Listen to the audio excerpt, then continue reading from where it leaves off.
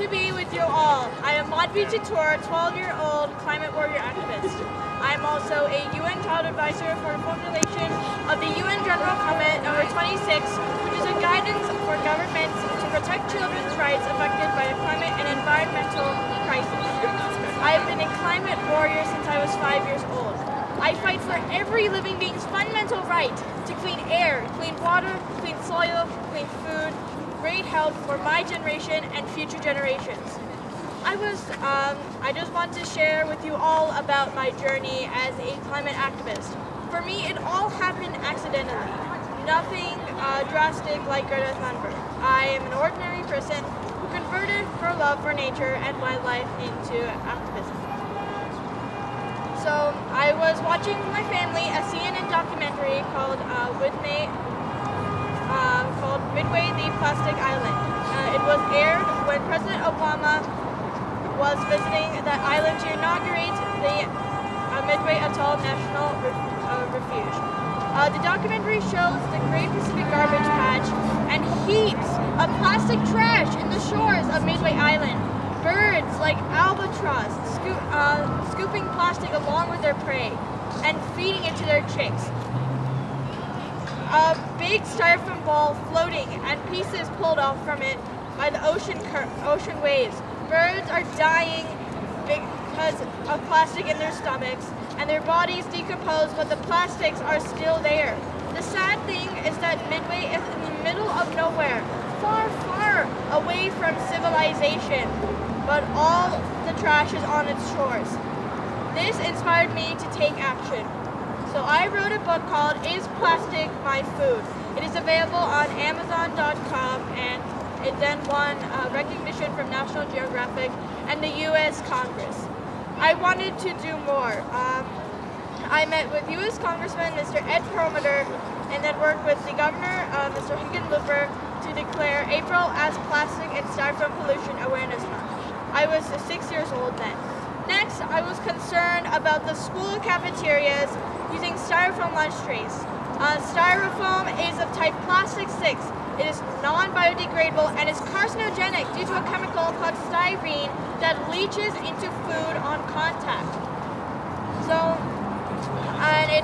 And it's bad for the environment and the health of the students. So I decided to tackle it. I wrote a letter to the then superintendent of Jeffco Public Schools, Dr. Jason Glass, and also started my signature campaign to eliminate them. He set up a task force, and after nearly 1 year of meetings and also many school visits, the switch happened in September 2019 in all 155 schools, impacting 86,000 students, eliminating nearly 25 million styrofoam trays from going to the landfill till date.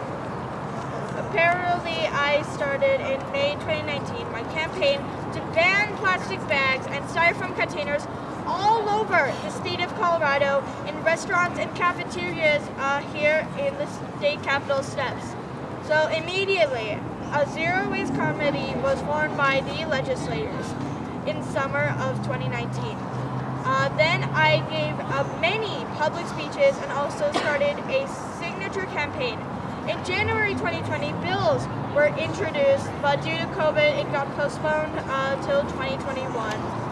And it was introduced as one bill, HB 21-1162, in the 2021 legislative session.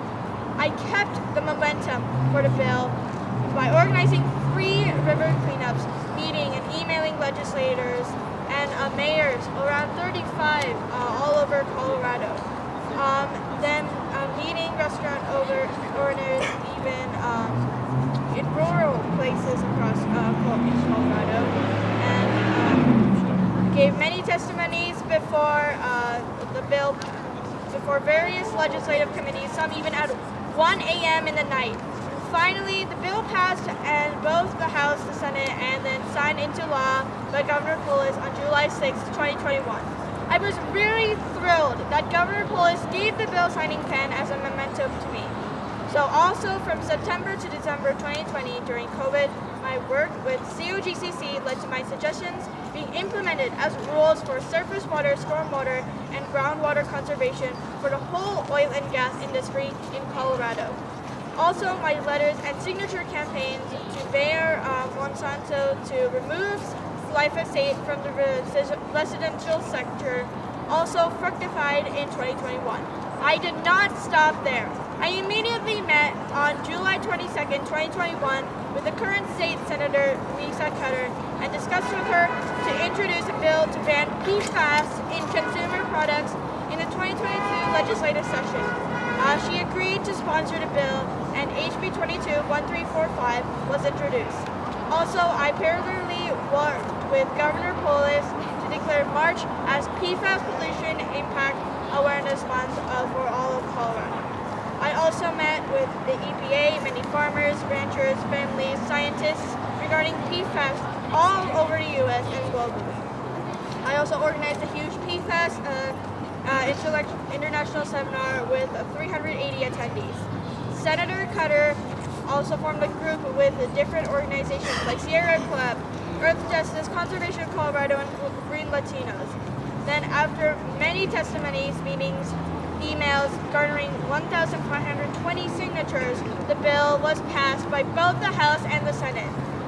Currently, I'm working on many issues like to bring about the ban of PFAS globally, ozone pollution in Colorado, 600 new oil well permits in Aurora and Greeley, etc. I urge you all to join me in that. So, ozone pollution is one of the serious issues facing us, all Coloradans today. Further, I support many bills in the current legislature, like water quality in mobile parks and the right to repair bill. Now listen, I want to talk about the causes of climate crisis. My journey and experience so far has made me arrive at a slightly different viewpoint from others, even from that of the UN. Everyone says that Earth faces a triple threat of pollution: biodiversity loss, and the climate crisis. Doesn't biodiversity loss cause a climate crisis? Doesn't pollution lead to climate crisis? So we should not deal with these as separate silos. Instead of the triple threat, let's all call it as a quadruple threat to planet Earth, namely trash, biodiversity loss, pollution, and global warming. And all of these lead to the climate crisis. Also, in my journey speech so far, you would have seen the climate justice factor play out. For example, in my drive to replace styrofoam lunch trays in schools, it was a health justice, environmental justice, and intergenerational justice thing. I mentioned farmers, ranchers, and indigenous people with disabilities, women, children, marginalized communities, etc. in my journey. So all are impacted differently by the climate crisis in different ways. So climate justice is a combination play of environmental, social, racial, economic, health, and intergenerational justice. Please reach out to me via the email on my website or through social media to join my current and future campaigns. Let's team up to solve. Repeat after me. No Planet B!